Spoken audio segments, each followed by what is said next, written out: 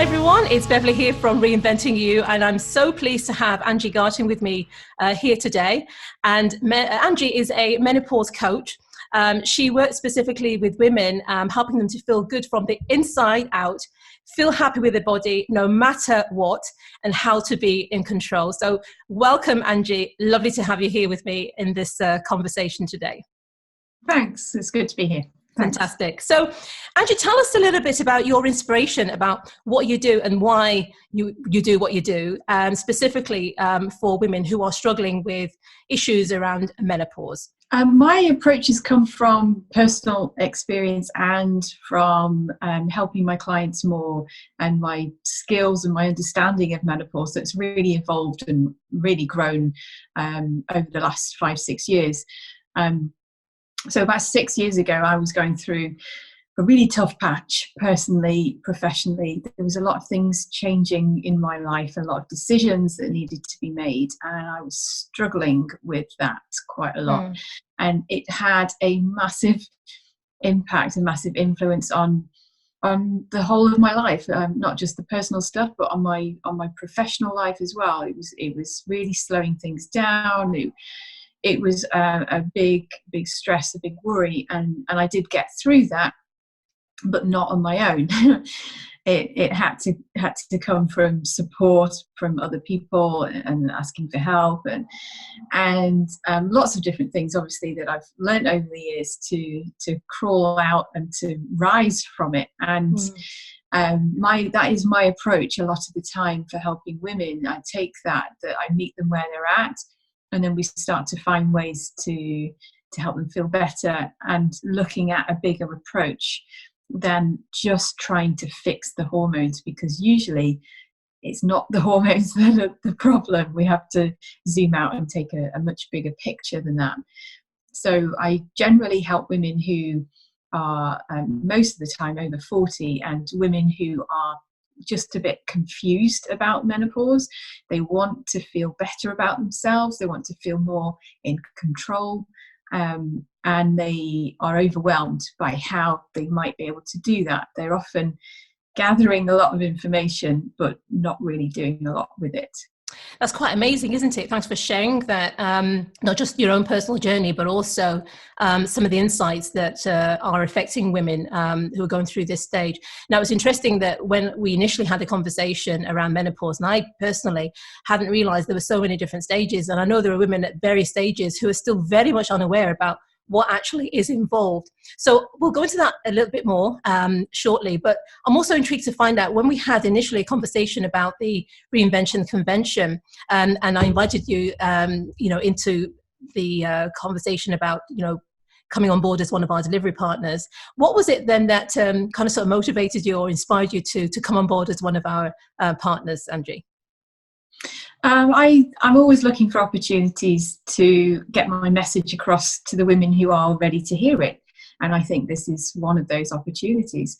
I think we need more conversations about health, and specific health, rather than, the move more, eat less sort of thing, and more conversations around menopause and how it can affect our whole lives, and what we might be able to do to help ourselves through that. And it's not putting things into boxes anymore. This is your career, this is home, this is personal life. It just spreads across everything, doesn't it? And I think we are at an age now, at a time as well, perhaps when we are able to start being a bit braver at looking at those things, and start to have those conversations that feel a bit awkward, a little bit tricky, because we're wanting to improve, we're wanting to feel better, we're wanting to do the work. And sometimes it's easier to do that, or it's often easier to do that in a supportive group setting. And I'll explain a bit more about that later on, but it's that idea that you don't have to struggle on your own. And so why I came on board was partly because of that. I'm looking at getting that message across to the women who need to hear it. And also for me personally, I don't want to be always working on my own, sat behind the screen, working on a soul basis, I love doing the collaboration work as well. Wonderful. It is really powerful, isn't it, when women come together, very much like-minded women, and who are experiencing similar issues, but they don't necessarily let you in on that conversation initially until when you actually come together and you realize, oh, hold on a minute, that's a similar problem to what I'm experiencing. And it is absolutely powerful, isn't it, that what happens when you come together, how women are just more likely to open up. And even if they don't want to have the conversation immediately on the day, I think it's just having that environment and knowing that there is that support collective of women as a resource that they can tap into as and when they need to as well.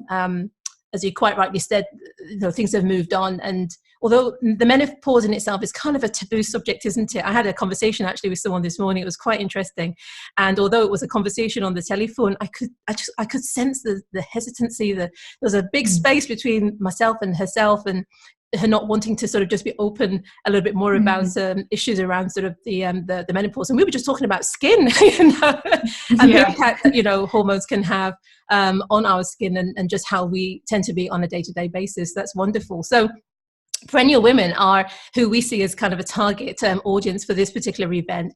And I know it's a very fresh term. So when I introduced that to you as a perennial woman, what went through your mind at the time? Do you see yourself as a perennial woman? Yeah, I probably do. Yeah, a rising woman. I think we, putting it into context of menopause, that has typically, historically been, not historically, but probably of the modern times, has been a time of decline, a time of loss, slowing down. But for me personally, and I know a lot of my friends of a similar age, I'm 40 now, we are not on the decline by any means. We are rising. So it's empowerment for that. Yeah, absolutely. I mean, I'm quite happy to reveal, I'll be 51 next month, and I'm actually quite happy to share that. At one time, probably years ago, again, that was something that was kind of taboo for some women to actually admit, you're at a certain age.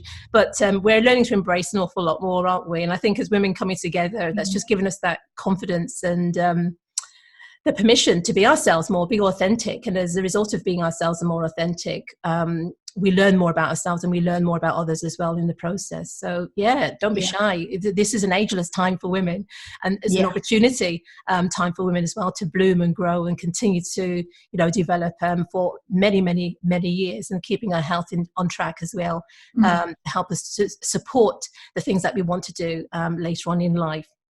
So, absolutely. As you know, the journey through menopause can be quite complicated. It can be very frustrating, and stuck with something that you don't really know an awful lot about, and how to deal with that. And I know that can be an issue for some women when they go to the GP, and you kind of sort of boxed into this framework, and it's either this or it's that, and then how they respond to that is going to be quite different for every woman. So share with us on the day how you will be clarifying some of the mystiques around the menopause, and the information that you'll be sharing with them, how it will be of benefit for them.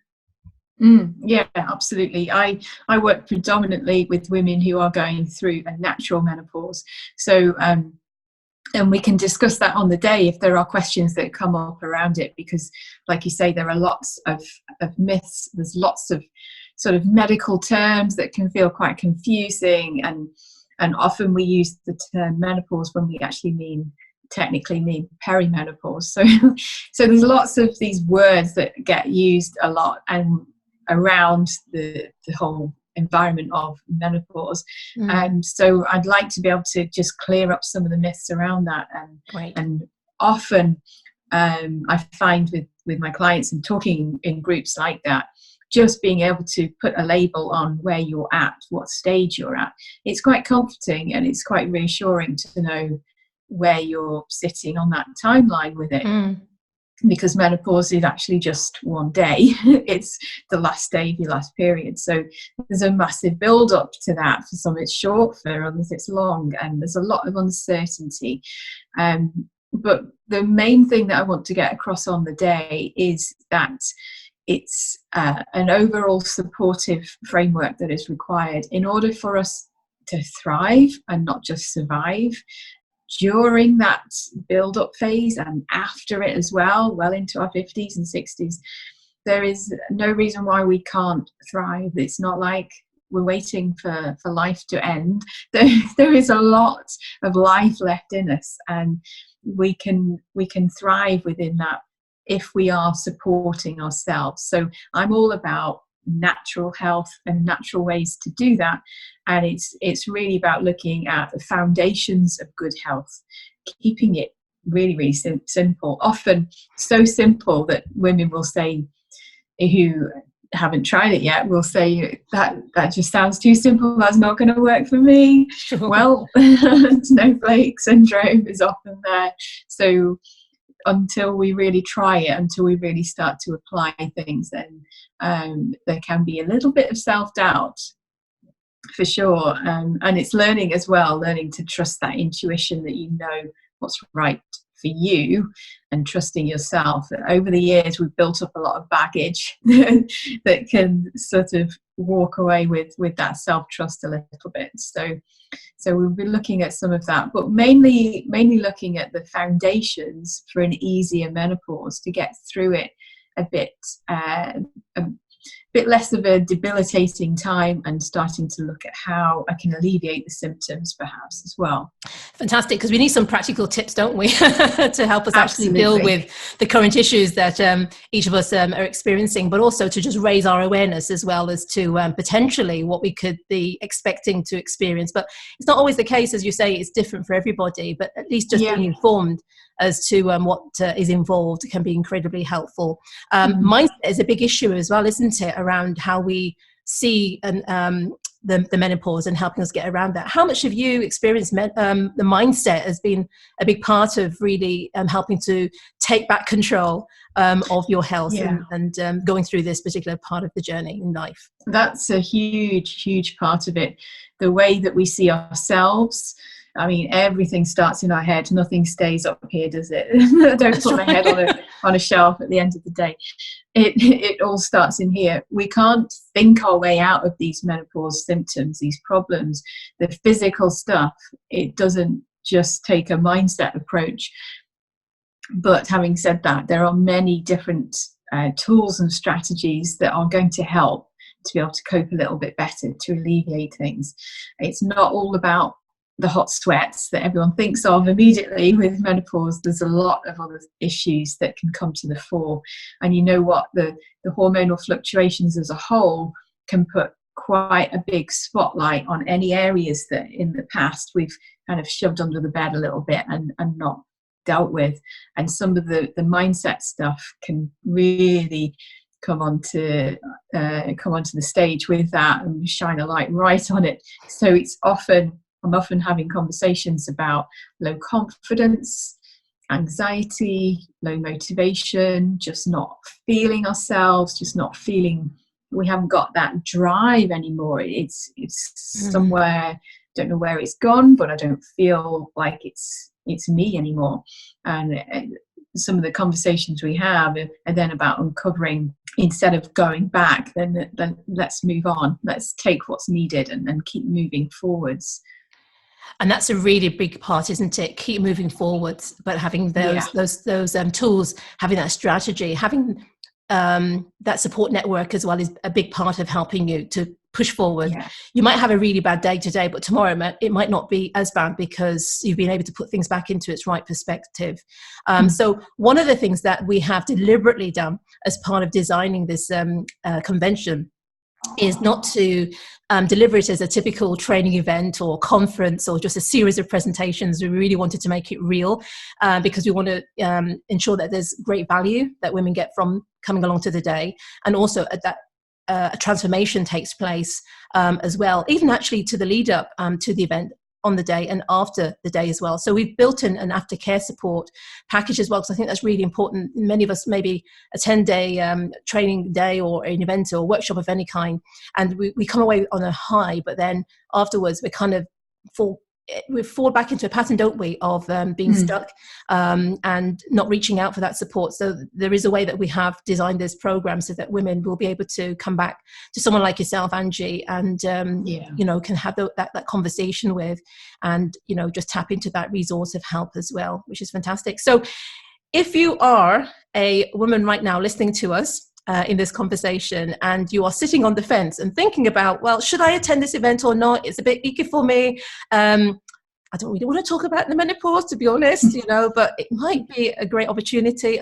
I'm not sure. What would you say to them, Angie? I would say, we were never meant to do any of this stuff on our own. We are social creatures. And as women, when we're looking at improving ourselves and maybe improving a specific area of our lives, or just enjoying life a bit more, then we're going to achieve that quicker and more easily when we call on the support of other people. We don't always have to live in each other's pockets to be able to do that, but it's tough on your own. And in fact, biologically speaking, we cope much better. We need less of the stress hormones when for women anyway, when we are around other trusted women.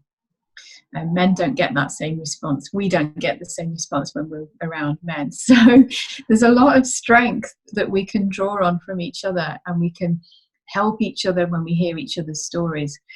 If somebody's sitting on the fence about coming, I would say, I'm not going to know whether it's the right thing for you to come or not right now. But a good friend once said to me earlier this year, actually, experience first, learn second. Wow. And that is a tricky thing to embrace, and I'm trying my best to embrace that the last 12 months, and I've learned a hell of a lot, and I've done a lot from it. So that's my words of wisdom. You're only going to know until you experience it for yourselves, until you make that commitment to yourself and try it. Then that's the only way we're going to answer that question.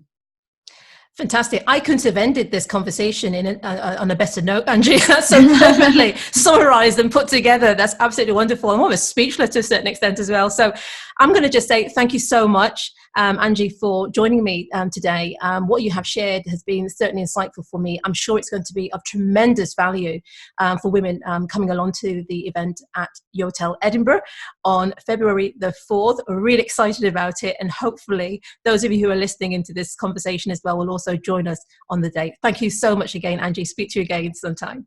You're welcome. Thanks. Bye-bye.